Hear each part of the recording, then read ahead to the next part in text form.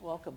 I'm René Barilleaux, Head of Curatorial Affairs here at the McNay, and I'm delighted to have José Diaz join me, the Chief Curator from the Andy Warhol Museum. We're kind of winding down our Warhol exhibition. We're getting very close to the end, and we've had some great successful programs over the course of the summer, and it's really great that we can be able to have this sort of to cap it off. So welcome. Yeah, thank you. Yep. Okay. Well,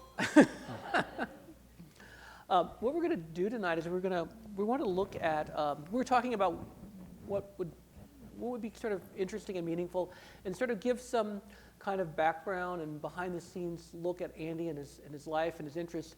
And we're particularly interested in the way he sort of presents himself to the camera, and way other people were interested in kind of presenting him as an image. And so we're going to focus on Warhol's self-portraits and portraits of Warhol, starting from his childhood to near his death. And we're going to kind of look at how his image changes over that time, and how he is sort of this chameleon who kind of continues to reinvent himself, and also to create this sort of persona that's often recorded by the camera. So you want to add to that? Yeah, no, I think one thing that's fascinating about Andy Warhol is that he himself is so performative in nature and his own self-presentation. And as you walk through the exhibition, you get a glimpse of the people that gravitated around Andy Warhol, arguably the most important artist of the 20th century, and he still inspires artists today. But Andy Warhol, and I can see it here, Andy Warhol, he's the son of immigrants, and he's from Pittsburgh, so I'm visiting from the Andy Warhol Museum, which is in Pittsburgh, Pennsylvania. And everyone has some sense of who Andy Warhol was, whether it's Marilyn Monroe paintings or soup cans. But a lot of times people forget that he was just an ordinary guy, and I've selected images for us to talk about, because from our phone calls, this idea of being a chameleon. The images you'll see tonight, they're all from the collection at the Andy Warhol Museum. These are things that Andy Warhol saved, which is kind of incredible. So these were his personal archives? Yeah, we acquired his personal effects, his personal belongings after he had passed in '87. And so this image, for example, this would have come from one of the time capsules in the museum, the archives that we have. But the fact that, we save images on our phone today, but the fact that Warhol saved these images from his childhood, self-portraits, self-representations, I think it's quite incredible. Was he obsessed with himself from the beginning, you think? I don't think so. I think he was very self-conscious of the way he looks. I think that's what led to this sort of goal for transformation, and that's certainly one thing you find when you look at Warhol through the decades. So how old is he here, roughly? 10? Oh, I think he must be about 10 years old 10. here. Mm-hmm. And Andy Warhol, he's the son of immigrants, I mentioned. His family, they're Carpatho-Rusyn. He was Andrew Warhola. Carpatho-Rusyn people are people without a homeland. They're from a small town called Makova, which is in modern-day Slovakia, just close to the border of Poland. And the Carpatho-Rusyn people, we have a large population in Pittsburgh to this day. We still have Warhola family members still around Pittsburgh. And Andy would have grown up in the very ethnic neighborhood, speaking Czech at home. And it's interesting to see sort of early images of him, because we don't tend to know Andy as a child. We tend to see him as this sort of celebrity figure. Right. And he would have been a child here. And during his childhood in Pittsburgh, he actually he was very sickly. He had health problems, but he also was very artistic. His mother cultivated his artistic side, and he would have taken drawing classes at the Carnegie Museum of Art, so his own local museum, and he was already exploring his creativity at a very young age. So here he is a little older. Mm-hmm. This is probably around college age, maybe? This is his high school yearbook. This is when okay. He went to Shenley High School, which the building still exists. They're like glamorous apartments now. But this is his high school yearbook, and we have the yearbook, so you saved that too. Nice. And you see him sort of a young, dapper man, and the bottom of his yearbook said, as genuine as a fingerprint. So his quirkiness is already showing. He was already very artistic, and he would go on after this year to study pictorial design at Carnegie Tech, which is today Carnegie Mellon University. Was he popular in high school? I don't think so. I think he was very awkward. He often, during his childhood, was bedridden, so he'd stay at home. He was sort of a mama's boy. Mm-hmm. He was one of three boys. He was the youngest, and his father died when he was about 13 years old. So the mother raised him, Julia Warhol. She was a very pious woman. She herself was an artist. So I think Andy was really, maybe he was socially awkward, but very creative. And I think that would change because in college he joined the modern dance club. He was the only boy. Really? It was an all-female club, and he was the only boy in that club. But some people think because he was interested in modern dance, he knew how to pose in front of a camera. But I think as he develops, you'll notice through the decades, he sort of surrounds himself with people that are more beautiful than him, more creative than him. But then, of course, he's a sponge, and he sort of borrows and takes from them and makes it his own. This is a self-portrait of Andy, so this is in our collection, and a lot of people don't know these sort of images of Warhol. But you'll notice Andy looks so different. He's got very bushy eyebrows. He has a sort of bulbous nose. He's more of a blonde. And I love looking at early portraits of Andy because you see decades of change. And that's one thing about Andy. He was self-conscious about the way he looked. And purposely changed. Yes, creating and so. This purposeful Yes, look. exactly. Yeah. So when he graduates college and moves to New York City and starts to become a commercial illustrator, he has like an old-fashioned version of a nose job. He was already losing his hair, so he's wearing toupees in his 20s. He had very blotchy skin, very bad skin, and he changes that. If you don't like something about yourself, you change it, and that's certainly one thing Warhol reflected in his art. He makes people more beautiful than they are, but he also makes himself change. So his interest in self-portraiture goes back to the very beginning. Yeah, And it continues through his whole life. It's sort of a constant. Yeah, and you always think of Warhol documenting other people, but you do get these glimpses of Warhol becoming artist and subject, and I think that's really interesting as you see sort of Warhol through the decades. This is Warhol in New York City. So Warhol graduated in 1949 and moved to New York City. In 49. Mm-hmm. And he moved to New York City. Within a week, he found work. He studied pictorial design. Within a week, he found work with Harper's Bazaar magazine, and the editors loved what he made. He had a very different style then. You could imagine as a young college student, he took his portfolio, hustled, and found work. And it's during this period that he became a commercial illustrator for such companies as like Lord and Taylor, Cadillac, Harper's Bazaar, Mademoiselle magazine, and if you think of like the TV show Mad Men, it would have very much been sort of that sort of atmosphere around him. Was he interested in being a commercial artist, or was he really wanting to be a fine artist, and this is what his sort of his fallback? Yeah, there was a sort of breaking point, as an artist, as a creative individual, you have to find sort of your area. And Warhol wasn't satisfied being a commercial illustrator. It's so strange because at the time he was making $60,000 a year. He took a trip around the world in 1956, which would have been a very glamorous thing to do. And difficult. And difficult, and timely. And as a commercial illustrator, he saw the fine artists, the artists that were in museums and in galleries and in very fancy homes. These artists were finding the success that he wanted. And he does transition, and of course that happened in the later 60s. Is this a self-portrait, or? Yeah, this is some of these photos are from other people. It would have been from friends and people in his circle. But we have very strange photos in the collection.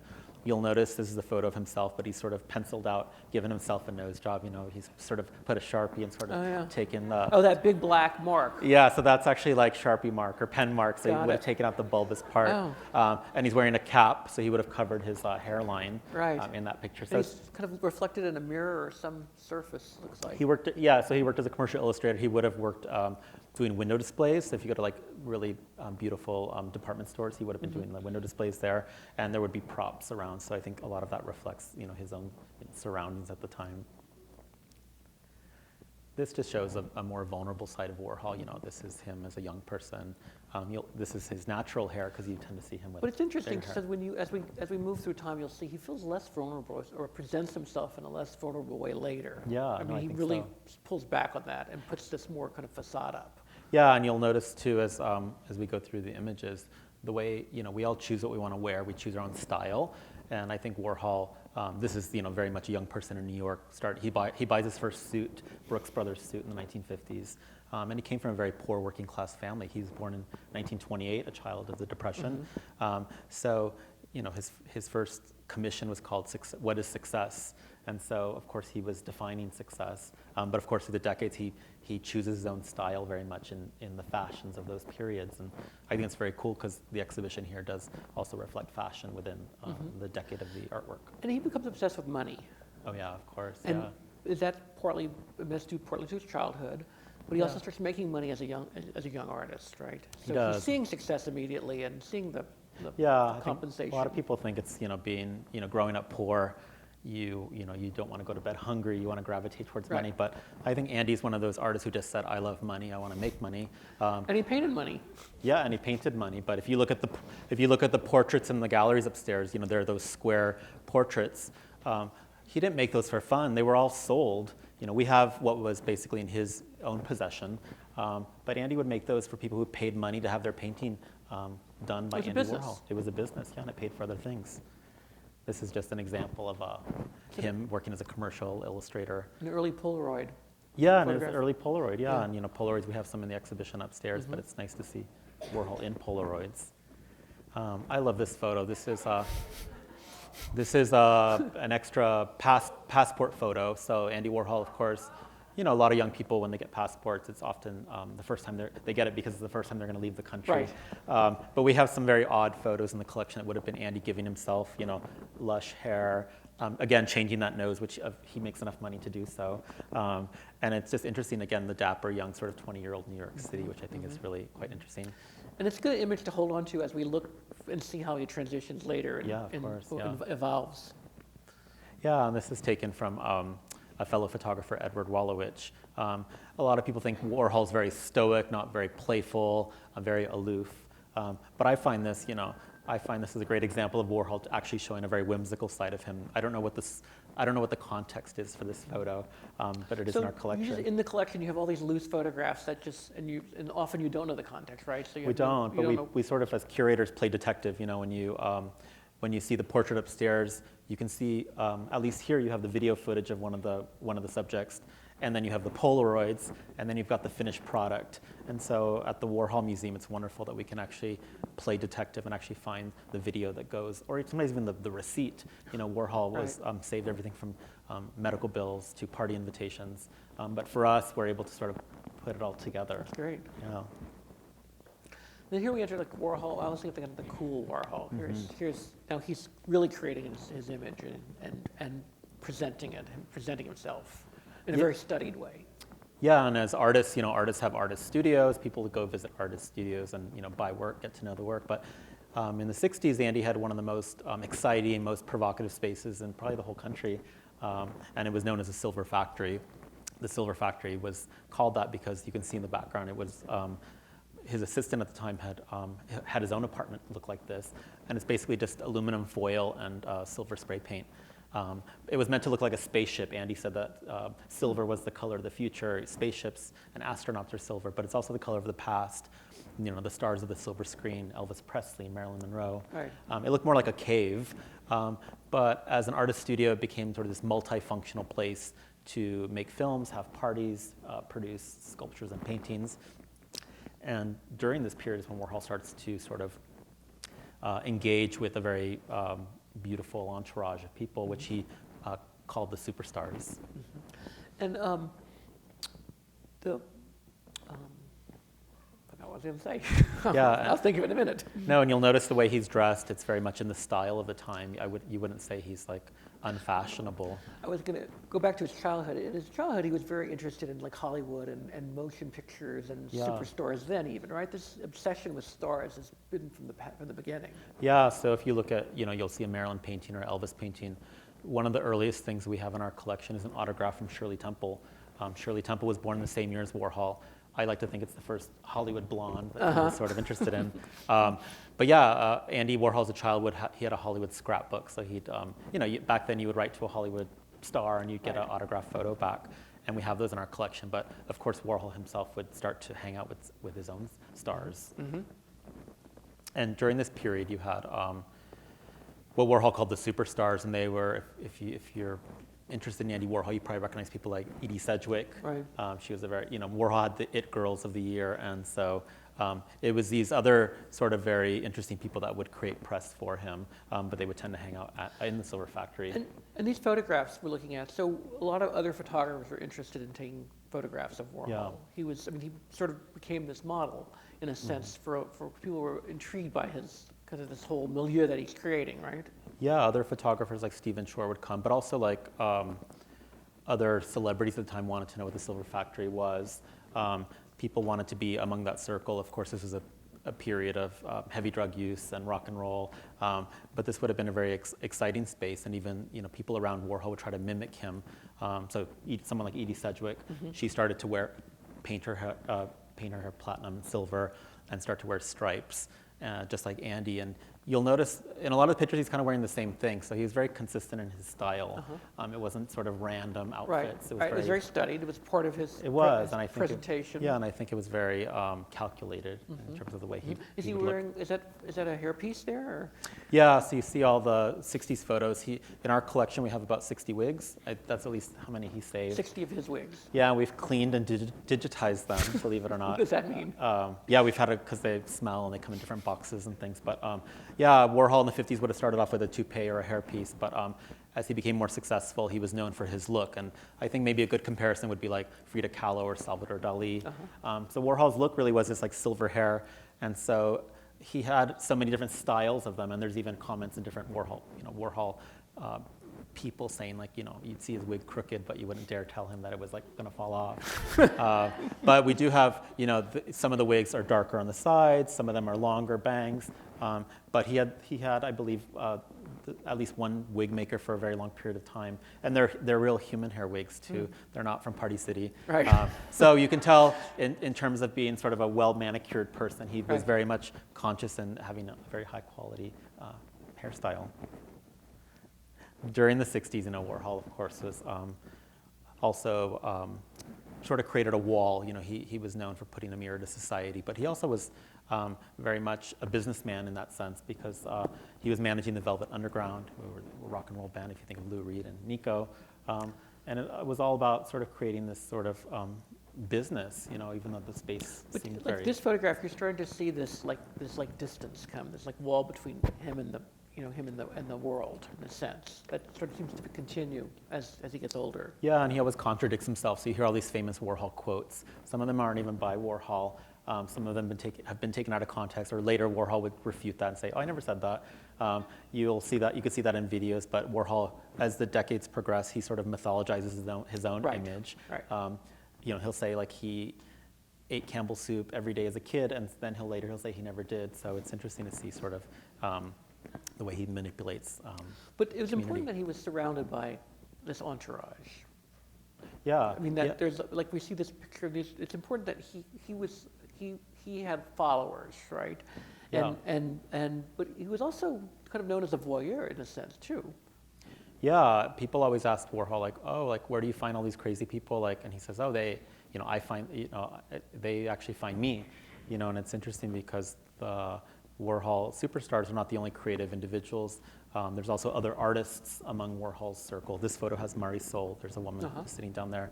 Marisol Escobar was a Venezuelan. Is she on the lower left? Yeah, she was an artist. Upstairs in the exhibition, there's some little green paintings of other artists like Robert Rauschenberg. Warhol was very much active in his own community. I mentioned the commercial illustration, but there was a breaking point in the early 60s. The leading class of artists would have been the abstract expressionists. You think of like Jackson Pollock. This was the ruling class of artists. And then all of a sudden, Andy's not the only pop artist. There's a whole new class of young people making really shocking art. And was he competitive with the other artists? He was very jealous. He was jealous and he was competitive. And he didn't have his first solo show in New York City. It was in Los Angeles, which would have been sort of a setback. He was in an exhibit at MoMA in 1956. He had submitted a drawing, a commercial illustration, and he offered it to MoMA for their permanent collection. They sent him a rejection letter saying like, you could pick it up at the front desk at your convenience. Do you have that letter? We do, it's in our collection. So you can see that sort of that journey was very meaningful to Warhol to have sort of, we all have, roadblocks in our own lives, but to show the very human side of Warhol. And I think one example of showing that real humanness is through these photo booth strips. I know I don't think there's a lot of photo booths around. I don't think, no. We have about 3 of them in our museum, but Andy started off doing portraiture through photo booth, like the strips of photos, and he would take his early patrons to a photo booth, I think around Times Square, New York, and you put money in, you get the photos that come out. Some of these actually became portraits, but it's kind of like an early example of a selfie. Warhol's taking himself to a photo booth. Had he been alive today, I'm convinced he would be very much active on social and we media. notice he wears sunglasses a lot. Yeah, I think that's just another way to make himself sort of distanced. And invisible. And invisible, yeah. And also, like here. This is just an example of one of the portraits we have. It's hanging right now in the museum, but it shows Warhol as most coolest. The pop artists in general, they gained lots of press. They created scandal. They were radical. We're not very shocked by a soup can, but this would have been outrageous. You would see this in a gallery, and across the street they're selling soup cans for 15 cents. Right. This would have been a very shocking thing. So I think for the pop artists to sort of push the old regime out and basically declare themselves like in charge would have been a very bold move. So I think Warhol very much was very convinced that through his looks and through his mannerisms and through his circle of friends, he can really emphasize his presence and importance. And these work, he's doing the silkscreen technique, right? So he's using the photograph to create the silkscreen. So this is the technique he uses to make all the portraits from then on, right? So this is something he develops early. It is, yeah. And if you look at really early Warhol works, in the 50s, he was doing basically simple monotypes. He was basically tracing images, putting ink and putting it on a sheet of paper.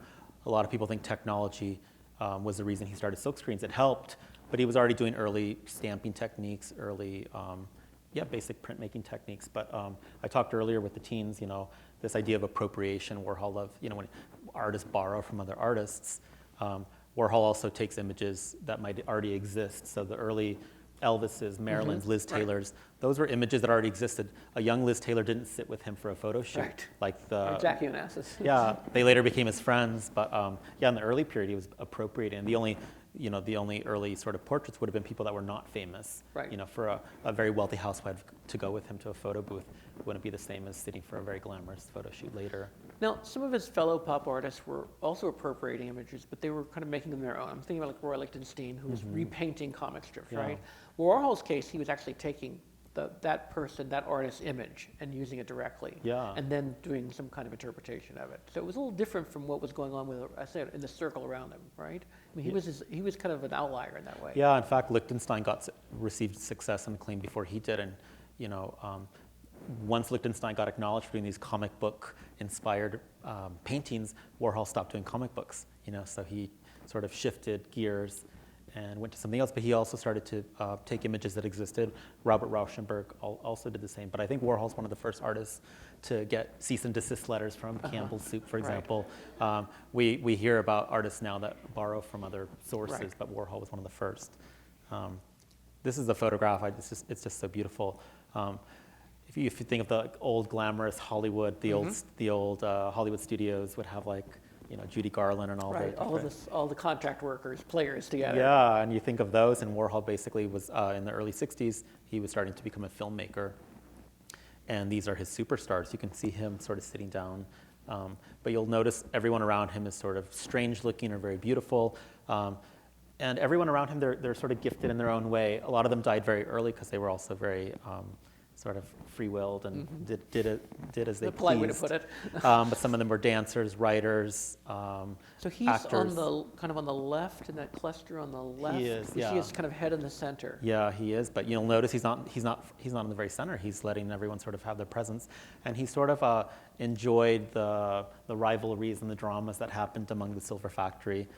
He sort of let it play out, and some people think that his earliest films are actually like early reality TV because it was really they were unscripted, chaos would break out, and he sort of just let the cameras keep rolling. But I think the photo is very beautiful, but you'll notice just Warhol's kind of hidden, and that's kind of interesting. He's sort of letting the superstars, but we don't identify this photo as like, oh, these are Warhol superstars. We're like, oh, it's an Andy Warhol and his entourage. Right. Do we know who took the photo? I forgot the name of the photographer, but it's one of my favorites. A beautiful photograph. Is this Andy? This is an Andy lookalike. Okay. So in the 1960s and 66, Warhol was very hip among young college students. There was art collectors that were buying his work across the country. The Manils in Houston were very active patrons of him. And during this period, Warhol was being invited to do film screenings, to do talks at universities. And so one idea that came across was to send one of the Warhol superstars. Yeah, this was actually a friend of Warhol's, one of the superstars named Alan Midget. And they basically powdered his hair, gave him some clothes, and they sent him on the road to go to the colleges and be Andy Warhol. And Andy Warhol, of course, can be very quiet and very aloof, and he doesn't speak very much, especially with public interviews. Right. You can go on YouTube and see some examples. But this was from a press clipping, because he actually, it was discovered that Andy Warhol never went on these press tours. It was just sort of an imposter that Andy actually approved. But it worked for a while. It did, and it's almost like performance art, you know, an artist paying another person just to mimic them. But of course, the idea of Warhol's already being recognized as having this silver hair, having this cool look, and sending the imposter, because I guess we had maybe less technology to, you know, look it up where Andy was. But it was find out that Andy's actually home on Facebook at the same time. Yeah, exactly. So anyways, that's quite interesting. And this is just Warhol as a filmmaker. You know, Warhol was traveling across the country making films, and he often was not in the films himself, but he would travel with his entourage of superstars and a lot of them were actors in the films, and they really represented sort of the Warhol look at the time. And unlike the paintings and the photographs where he's often dominantly featured, in the films there's not so much film work of him or film imagery of him. Yeah, he's usually behind the camera. Sometimes he'll appear just sort of on the side, or in the film Empire, which is the Empire State Building, he appears in the reflection of the glass. But Warhol, I think part of it would have just been the vulnerability of, you know, being his own subject on film. Right. But the films themselves were often, they can be quite mundane, ordinary, but also they can be quite exciting because they were unscripted. So the actors would be thrown on camera, and they would be expected to sort of sing for their supper. But they're similar. I mean, in their mundane way, they're similar to just looking at a Campbell soup can painting. The subjects were not that, in and of themselves, they're not exciting, right? They're just everyday things. Yeah, they're very. Yeah, it's just an example of a snapshot in New York City or Tucson or wherever the space might have been. This is Warhol in his studio. You can see the cow wallpaper, which it's not in this show. You have a different wallpaper, but that's just an example. And here's just an example of a portrait. So we saw a lot of photos, but just to give you a sense, Warhol was creating finished works that would have been paintings of himself or self-portraits. And this is, of course, is capturing those. And it looks 60s. Like his name is inscribed at the top? Yeah, I think this is from a paper print, paper, not a canvas painting. But you can see that silk screen. Has that sort of grainy look. It sort of looks like it would have come from a newspaper. So what's going on here? Yeah, this is a very strange project that never happened. Around 1980, Warhol teamed up with some like Broadway people, and they were going to do a one-man show called like the No Man Show. And so Andy was working with like Hollywood people who make props and robotics at the time. But the idea was that there would be a robot. You'd basically go to a theater like this, or a Broadway theater, I guess, and it would be this robot, and it would be Andy Warhol sitting in bed reading from one of his books, The Philosophy of Andy Warhol. And it would have a robot voice. So Andy, for preparation of this, they were recording him and turning into like a robot-sounding voice. So he's under there? Is this? No, this is the actual robot. Right? This is not Andy. Yeah, so it's trying to mimic him, but of course the robot's kind of strange because obviously Andy's older. This is, I think, 80, 81. Right. So the robot sort of looks aged, but it still has sort of this mop top, kind of bluish skin. The project proved to be it was going to be too expensive to actually do this. The technology wasn't ready for this, and so the project was abandoned, so they never did this. But I believe the museum was approached many years ago to buy this robot for the collection, and I guess we didn't buy it. So there's a private collector somewhere who owns this unfinished robot of Andy Warhol. This is a photo by Richard Avedon. You might have seen some of his other work, but a lot of people forget or don't know that Andy Warhol was shot in 1968. He dies in 87, so it's kind of important. He has like one death, and then he has a death later. Right, 10 years apart. Yeah, so it's incredible that he was shot and it ruptured 7 organs. He was pronounced dead on arrival to the hospital, and then he was revived. And months of convalescence, he survived. And he was shot by a very angry writer, Valerie Solanas. She wanted him to produce her script, and he lost the script, and she got very paranoid. We know now that she had lots of mental health issues, but she basically went into the studio. The Silver Factory, it had a very much open door policy. Right. Anybody could kind of walk in, hang out, and lots of people went through the factory. People like Salvador Dali, Marcel Duchamp, and so Warhol was shot and he lived, and I think the next photo might even be like a self. That's a photo of him like after he'd been shot. You can see his scars, but if you go back, you can see Richard Avedon's version is very beautiful. It's very vulnerable, but you can see the scars. After Warhol was shot, he had changed studios before he was shot, but after he was shot, the open door policy kind of finished. His sort of circle of friends changed. No more superstars. It was very business-oriented, college-educated young people. And in this picture, you can see he's sort of exposed. He's very vulnerable. But it's also basically showing his scars and imperfections, which is not like him. And he was obsessed with health, too, as well, his own health. Yeah, his father died when he was a child. And so throughout his life, he had... Yeah, and a lot of the works are about death, but Warhol himself never visited sick friends. If friends called him in need of money because they were, in trouble, he didn't help. So some people thought he was very cruel. One of the nicknames in the Silver Factory for him was Drella, which was a mix of Cinderella and the devil, so it was like Drella, Dracula and Cinderella, which was Drella. So some people thought he was cruel, but I think this really shows a human side of him. He lived after this assassination attempt, but after this period, he would wear corsets, medical corsets, for the rest of his life. We have about 20 plus corsets. So again, it just shows somebody who's been so damaged physically. But he constantly keeps very active. To keep him together? He'd wear them to kind of keep himself together? Yeah, well, it ruptured 7 organs, so yeah, it would have been tough. And we're talking about this obsession with death. Yeah, so one thing you see a lot in death, I always think of I find Mexican culture is very much focused on death. Right. The Carpatho-Rusin heritage, I don't think is focused on death, but Warhol's own work, car crashes, suicides. Going back to the beginning even. Yeah. And, these portraits are not as well known, but they're based off photo shoots, and Warhol has props, and he would have worked as a window dresser, so props were something that were very fun for him.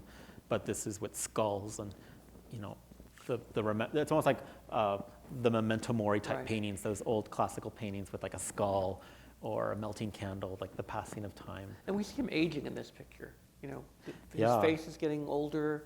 He's starting to look a little skull-like himself. Yeah, and he in the 80s, we see sort of the introduction of gyms and personal trainers, and Warhol was very much about, trends, and so in the 80s, he had a personal trainer. He was into healing crystals. He took vitamins, so I think, he was always conscious of his health and the way sort of... So he followed trends? He was... Oh yeah, well I think he was a trend maker. But yes. Yeah, but I think, like healing crystals, that's interesting. But, after he died, his own personal collection, a lot of it was sold through a Sotheby's estate sale. And these are some later portraits of him. But when Andy Warhol died, it was discovered that, he collected Native American objects, jewelry. He loved Art Deco. He collected cookie jars. And so he even claims he collected Art Deco and nobody else wanted it, and now it became trendy. But we've got hundreds of Fiesta ware. I don't know if you know those dishes, like the Fiesta ware dishes. He collected that, and that's not very expensive. So Warhol loved to go antiquing, he loved to go shopping, but I think he was interested in technology as well. He did some digital artwork with Commodore launched the Amiga computer in 84, 85. Early. He did some of the first digital art. Right. So I think whatever sort of new things of interest, he certainly would. So in the museum's collection, when you have Fiesta ware, do you have a collection of Andy Warhol's collections? Is it sort of seen that way? It's not, because it's not collected as art objects for the museum.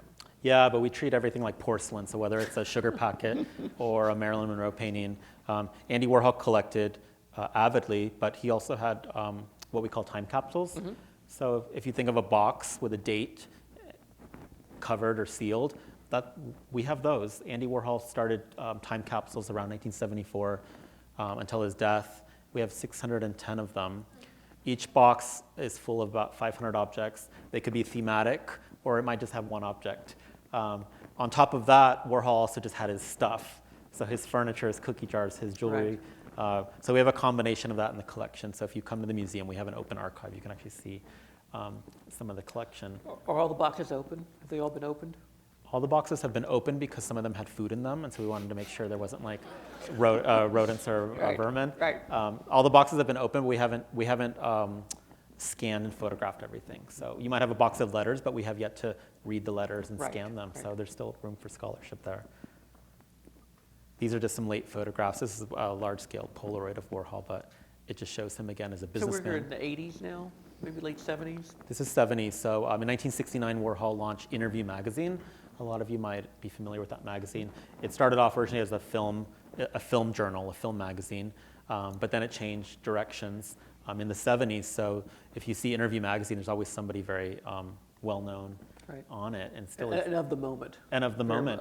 And what I love about Andy Warhol is, like, you look at these paintings, and some of these people are still recognizable today. Even they're probably more famous in death. Right. You know, you see the portraits upstairs of Prince. It's like, you know who that is. We love that music. And so through Interview magazine, I think one of the taglines was like the crystal ball of pop. And so Warhol was able to use the magazine as a tool, but he also used it as a business strategy. He had to sell advertisements. You could promote the latest trends, the most fashionable people. He could promise people they'd be on the cover. He could also promote himself. Oh, absolutely. He would carry them and hand them out. He would even autograph them. But Warhol, you know, going back to the 50s, again, it's like, oh, he's very businesslike.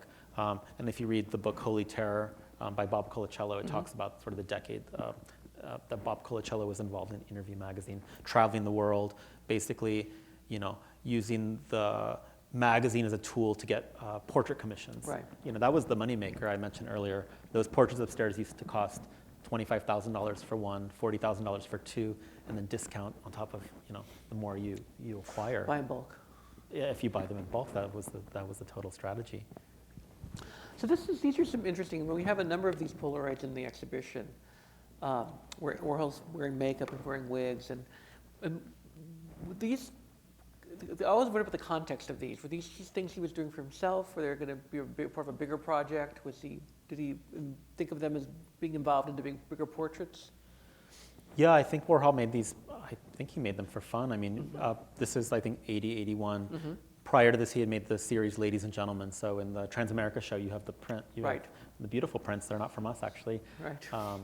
But from the mid-70s. Yeah, and those were based off a European commission, and they were based off. We now know today they're well-known, or most of them were well-known drag queens, trans figures.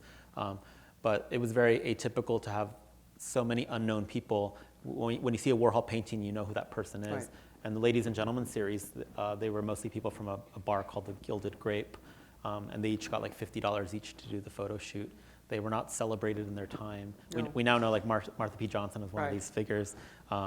But to show drag figures and or drag people, trans people. But he really elevates them in those portraits. I mean. Oh, absolutely. I think what's interesting about the portfolio is that a lot of them were unknown, but it's a strong representation of Black people, people of color, Puerto Rican people, and a lot of people, you know. It's a big challenge, you know, when you work at the Warhol Museum, because a lot of the subjects are actually not people of color. Right. And we had a conversation with the group. I was here. And so, Ladies and Gentlemen, in the last year or so, almost everyone in those photos in that portfolio has been identified, which is kind of incredible. But it took like decades to actually even identify or acknowledge them. Warhol himself was always fascinated by transformation, and one of his own superstars, Candy Darling, she was also a trans figure. She starred in many of Warhol's films. So I think there's sort of this playful side of Warhol. You'll notice he's not very beautiful. So I think he's just emphasizing the fact that he's in drag. He does admire someone like Candy who can pass as female or as a woman. And if you read earlier Warhol books, there's sort of like dated terminology. And I think this is just him sort of trying to mimic sort of a drag figure. But I think it's kind of incredible because you can see he has aged. But I don't think he could pass as a woman. I wouldn't call him beautiful. No. But they are kind of whimsical because he's sort of playing with the hair and playing. He did a lot of these, it seemed. I mean, with different kinds of wigs and makeup. Yeah, and Warhol always revisits subject matter. So, you know, had he lived, possibly there might have been a stronger body of work Right. from this series. This is from a strange, I don't know a ton about this, but I do know that Warhol had his makeup done. George Romero is from Pittsburgh, and he filmed like Night of the Living Dead. Those films were in the Pittsburgh area. So one of the makeup artists made Warhol into, does somebody know the name? Oh no, talk to someone else. Okay. The makeup artist from one of the films of the Night of the Living Dead did Warhol's film and made him into like this zombie sort of, a zombie Warhol. I know it's kind of weird, but I think it's kind of fascinating because Warhol had a lot of health issues. This is later in life, but the fact that he let himself become a little bit more strange looking, macabre, deathly. This did not turn into any project that I know of, but it's kind of interesting to see Warhol allowing himself to be transformed in a very It's non-beautiful certainly way. kind of an image we don't see. We don't think of him. Yeah, and whenever, there's no corresponding artwork to this, but it certainly looks like it come out of like a 1980s like horror film. Right. And Warhol, he dies in '87, but a lot of the late Warhol portraits are really significant because it's sort of the last moments he captures himself. And this is a portrait that would have come from a different portfolio called the Myths series. Warhol did a portfolio called The Myths, and this was like the American myth. So there's a print of Howdy Doody, there's a print of Santa Claus, Aunt Jemima, Uncle Sam, and he includes himself in that portfolio. And there's as a myth. And by the 80s, Warhol was in he was in a Diet Coke commercial. He was on an episode of The Love Boat. Oh, here we go. Oh, there you go. In The Love Boat. Yeah, so he's even a spoof of himself. You can watch this episode on YouTube. He was in the movie Tootsie. Yeah, you mentioned that. I haven't seen that. Yeah. In the 80s, Warhol was signed on by a modeling agency, which is kind of strange. He's not beautiful in the sense that he walked the runways, but he was famous enough that he could promote products. So the fact that later in his life he was signed on with a modeling agency is kind of interesting. So he was promoting product with his name, so his name was a brand in a sense. Yeah, absolutely. And if you think of I don't know, during the Super Bowl the last Super Bowl, was it the Whopper commercial? Did you guys see that? It was like Andy Warhol eating a Whopper. It was based off an earlier film by a non-Warhol film, but Warhol's famous enough in the 80s that people want to actually use him to promote their own sort of projects and products. So here we're getting closer to his death. So yeah, by the 80s, he starts to wear these giant fright wigs, and we have some in the collection, these bigger glasses, a lot of turtlenecks. Some people think that he was just following the fashions of the time. He would have had big hair, big glasses. But also they're quite interesting photos because he sort of eliminates his neck. He's sort of like this grand Oz figure. Right, floating head. Yeah, some scholars have identified that as he was noting his sort of importance. Right. And maybe he was even, premeditating that he would eventually die. He was constantly scared of hospitals. He wouldn't go to hospitals. But there's certainly you focus on his face when he's wearing this this black, and he's kind of presenting himself with this white hair. Yeah. And so there's a real kind of eccentric kind of way otherwise you'd see photos of Warhol at parties and things, but it's not himself. This is a really great photo. The week prior to Warhol's death, and if you read the Andy Warhol diaries, it's like the last entry. A Japanese fashion designer had a fashion show in New York City and had celebrity models. And Miles Davis and Andy Warhol were the celebrity models. And Miles Davis even performed, and Andy had walked the runway, and he was very sick during the night of the fashion show. He wasn't feeling well. But even backstage, we have video footage. He was asking Miles Davis, if he plays for 5 minutes for him at his studio for free, he would do his portrait. That's great. But it's incredible, again, Warhol as a fashion figure, as this sort of iconic looking. And this is what he wore for the fashion show? Yeah, he wore this black leather jacket, black pants, but even though the fashion was given to him for the fashion show, it's still in the Warholian sort of aesthetic, with the big hair. If you read the diaries, he would take himself to the hospital a few days later. So it's sort of the last sort of footage of Warhol, at least the last public appearance. Yeah. Yeah, and these are just the examples of his final self-portraits. The last self-portraits are based off that earlier Polaroid I showed you. But one of the elements he used, his later work was camouflage. Camouflage, for a lot of different military campaigns, there's different styles of camouflage. And so he used one called woodland. Woodland was based off 4 different colors. And it was an American camouflage. And in the 80s, you see sort of camouflage being used in fashion. It's patriotic. But Warhol starts using camouflage as a sort of masking technique. But camouflage is meant to, conceal, but then he uses it to reveal. And I love how he puts these really bold, really strong colors on them, on top of himself. So he's sort of creating even another layer to Warhol. And he's a complex figure, Right. We're still he's dead, but we're still trying to figure him out, which is kind of incredible. And these are just another example of, Warhol, and you can see in this painting again, like, it's sort of just like a floating face. You've eliminated the whole. Like very Oz, very Wizard of Oz. Yeah, and the photo shoot's gone. You see the other portraits, you can see sort of their neck, their shoulders. But Warhol, in terms of self-representation, has removed his own neck, his own shoulders, and made himself sort of this, almost like an emblem or a logo, Right. Or a brand. Right. And so I think you put this together, but I think it's really great just to show. To see where we started and to see where he ended up in a when he was like 60 when he died, not quite 60 or 60 when he died. I think he was like 52. 52. He died pretty young. He died of a gallbladder procedure. He had held it off. He died the next morning. He should have lived, but because he'd already been shot, years earlier, he could have lived. He has friends that are still alive, fellow artists that are still alive today. So had he taken better care of himself, aside from the healing crystals, he probably should have gone. He probably should have gone to the hospital sooner.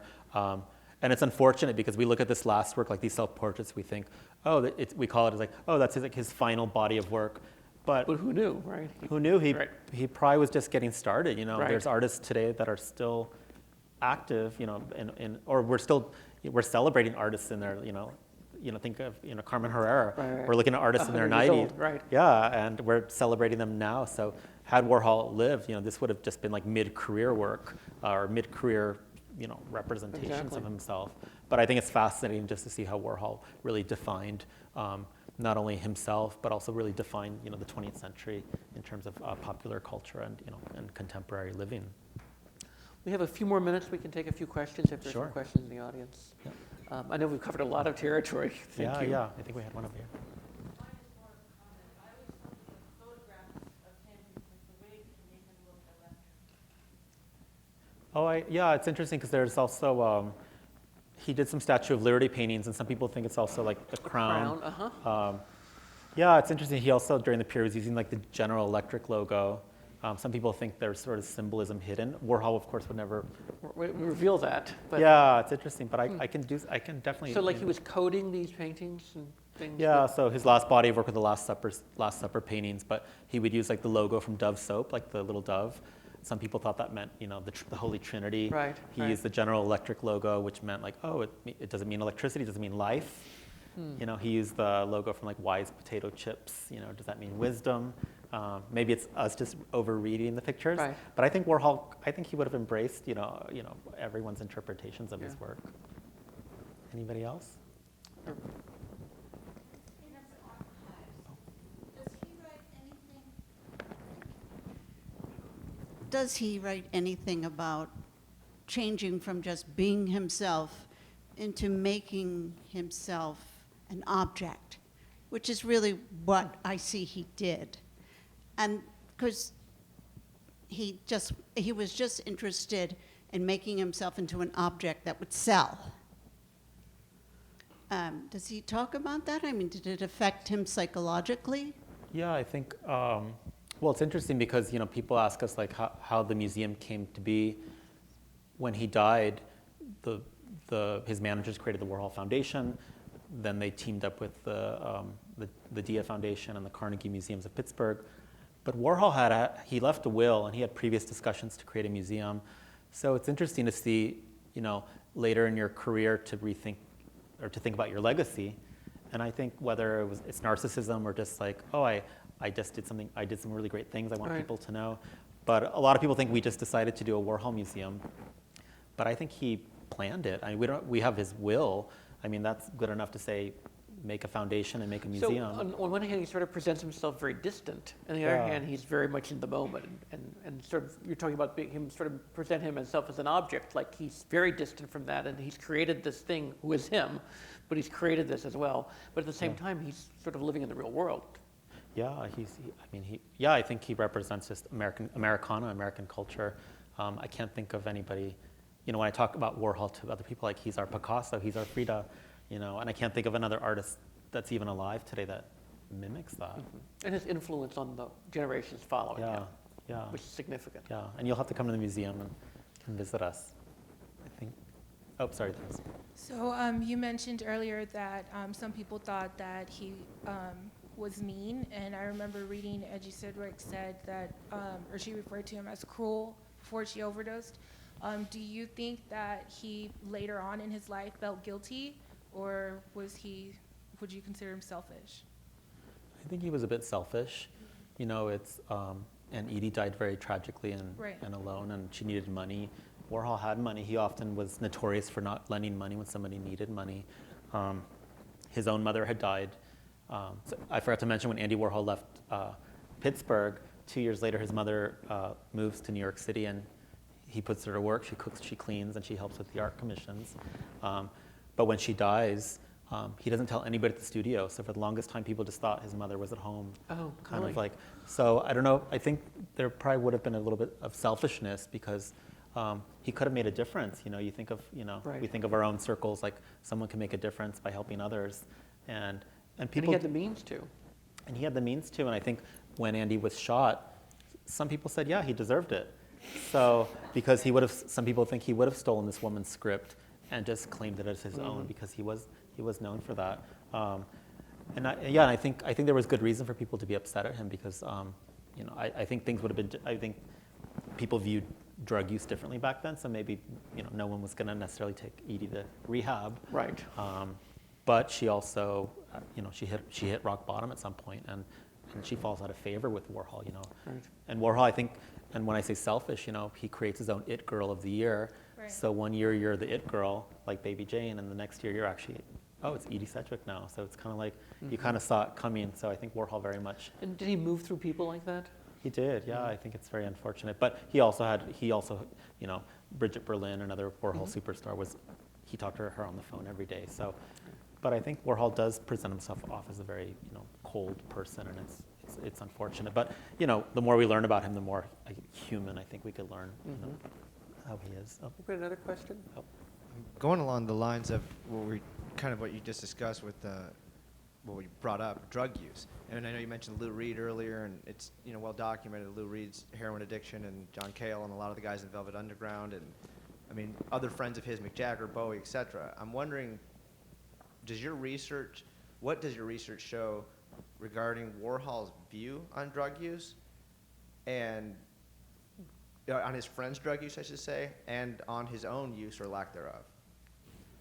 Yeah, I think people viewed drug use differently. I think he took mild amphetamines, or he called them like vitamin pills. But people do talk about the fact that Warhol would stay up working like through the night, silk screening. Warhol made a lot of stuff. You see like one Campbell's soup, he made dozens of them, or dozens of portraits. But he did have, the Silver Factory had a group of people called the Mole People. The Mole People only came out at night, and they were the heaviest drug users. There was another superstar, Bridget Berlin she was known as Bridget Polk because she would poke people and shoot them up with vitamin B and amphetamines. So this was a moment of, and you think of the 60s, people were also smoking weed, et cetera, But Warhol, I think, was, if he did drugs, I think it was very minor, at least not self-destructive. Or you read the diaries, and he loved, he loved champagne and caviar, and sometimes he references being hungover, having too many glasses. But it's interesting to be surrounded by heavy drug use. He kind of was more of a voyeur. Yeah, that's what I was saying earlier. I almost thought of him as a voyeur to that happening around him. And even in the 70s, you think of like Studio 54 in that period. And it's it's other people that you read these stories now, Right. And I don't think it was seen as maybe self-destructive or self-harming. But Warhol, I think, maybe he just got pleasure off seeing other people sort of inebriated. But yeah, I think there's more research left to be done there. You can a lot of people always. I just did a tour and people always ask about that. But it's interesting. I have a question. Oh, I'm sorry. Oh.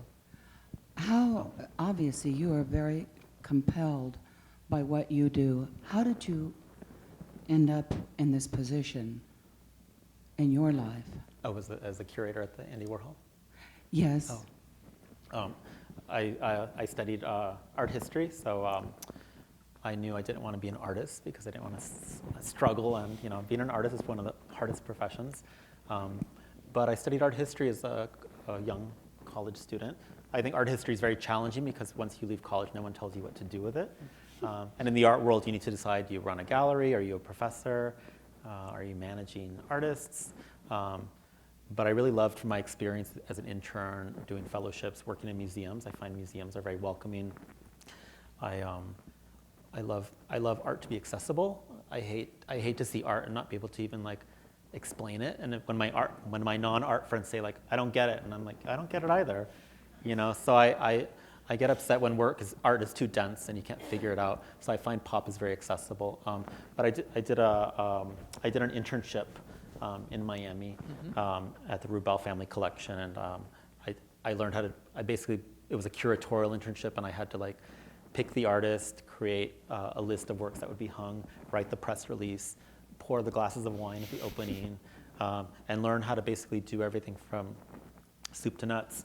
And so I really loved that. And from that, I started to curate little exhibitions in my apartment. I was in my 20s. And, but from there, I went back to school and I studied cultural history. And I really love cultural history. It's learning about things that are non-political histories. And things like fashion. Fashion is just things that we wear, but now you walk through a museum and we exhibit them like they're treasures, and they are. They're examples of creativity. So I really love things that weren't necessarily meant to be in a museum, like fashion or architectural models, or And did you have a relationship with Andy Warhol's work before you went to the Warhol Museum? Yeah, I always had an appreciation. It's in every art history book. You kind of know who he is, but. What I love about working at the Andy Warhol Museum is that I'm really focused on, I don't like to be historical. We talked a little bit earlier, but Warhol really has a legacy towards the new generation of artists. You have Aaron Curry in the lobby gallery when you walk in, and he's from San Antonio.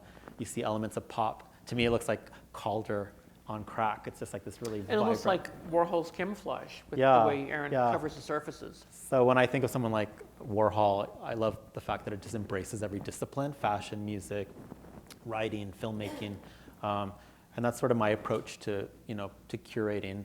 And and I work with other curators. I work with Warhol experts, and whether it's film or performance. But I really love making art accessible, and that's sort of why I've chosen to work in the museum field. I think we have time for maybe one more question, if there's one last question here. I was just, Oh, we have two. Okay, sorry. we'll take him first, then we'll take you. We'll take two. I was just going back to what my friend had said about the idea of objectification. And I was thinking about that section when you were talking about how he would send out other people rather than actually going out himself. I'm going to take it a step further and ask, when you look into his life, did he ever think of himself almost as being non-human? Because I almost, when you talk about this lack of values, I almost see an amorality, not an immoral person, but I literally wonder if we're talking about an amoral human being. Yeah, I think Warhol, reflects a mirror back to culture and society, and I think with Warhol's sort of, standoffish behavior, people at the factory would answer the phone for him and say they're Andy Warhol. He'd have, people do interviews for him, like Edie Sedgwick. But I really think he was very aware of his surroundings, and if you look at his disaster paintings, they're car crashes or suicides. They're not images that he's finding from police records. They're from Newsweek magazine, Life magazine. I think Warhol is very much aware. Well, I think it's that's the part of the enigma, right? He seems to be distant, but at the same time he seems to be in the moment, right? He seems to be totally human, then also presenting himself as this robot, right? So it's this duality. Yeah, and it's interesting to see him even.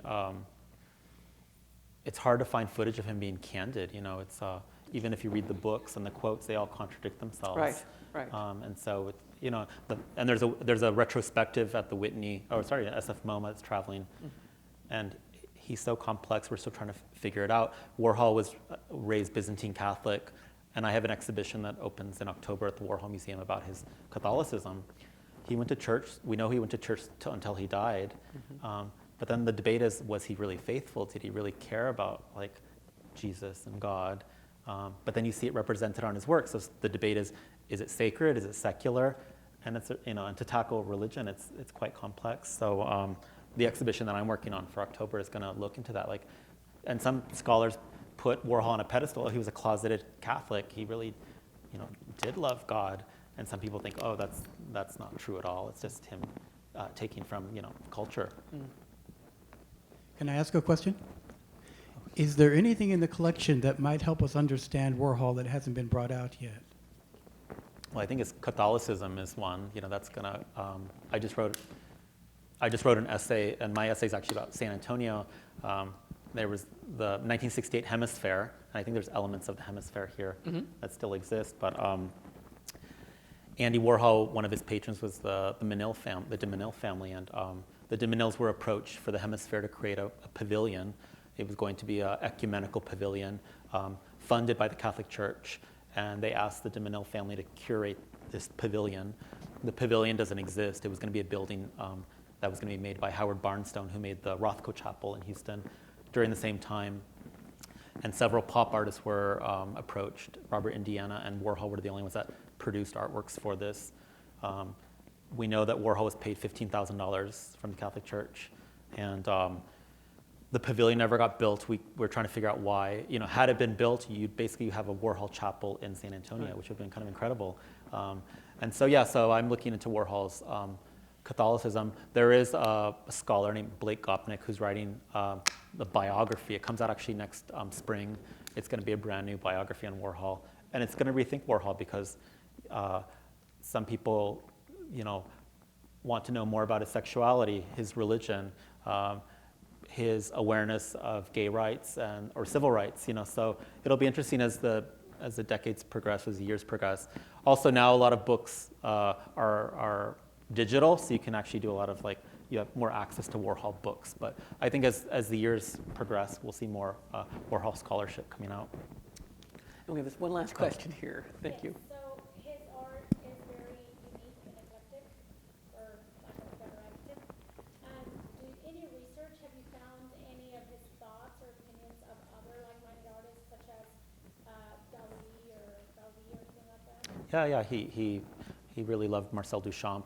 Marcel Duchamp came to the studio. We have some video footage, screen tests. I think one of our screen tests is in, Great, in yeah. this group. And Dali, we know Warhol was competitive. He got jealous if someone's painting got sold at auction and broke like a record. We also have, Warhol always walked around with a tape recorder and tape recorded his basically daily life. We do this today all the time. We have the audio tapes in our collection, but we're not allowed to use them because when we were given access to them, there's a lot of people that claim that there was a lot of defamation, and people were going to sue. Is there a lifespan on that, or will it eventually be? I think that at some point they'll probably become public domain. Right. Because Warhol did have rivalries, and he did get jealous, and he very much. I think the audio tapes, when they do become public, we'll learn a little bit more of his candid side, because the books are not so candid. So, but I encourage all of you, if you come to Pittsburgh, come to the Andy Warhol Museum. Thank you. We have the galleries are open till 9 tonight, so you still have a lot of opportunity if you haven't seen the exhibition. And we close the exhibition September 15th. So thank you so much. Thank you. Thank Yeah. you. Thank you.